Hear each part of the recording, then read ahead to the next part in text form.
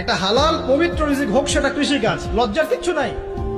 কৃষিকাজ লজ্জার কোনো প্রফেশন নয়, গর্বের প্রফেশন।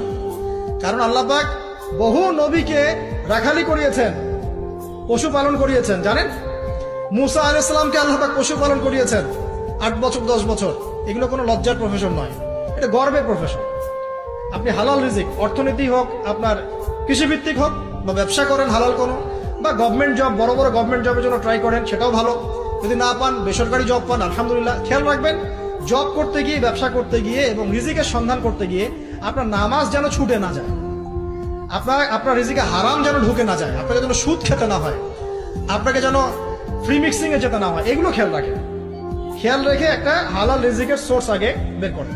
প্রয়োজন উদ্যোক্তা হন, নতুন কিছু উদ্যোগ গ্রহণ করেন, উদ্যোক্তা হয়ে নিজে কিছু প্রতিষ্ঠা করে দেখান, এমন কিছু করেন। এরপরে আপনি বিয়ের ফিকিরটা করেন। রিজিকের ব্যবস্থাটাকে করে নেন, তারপরে ওদিকে যান। আপনার আপন ভাই হিসেবে আমি কথাগুলো বলছি, মনে করেন।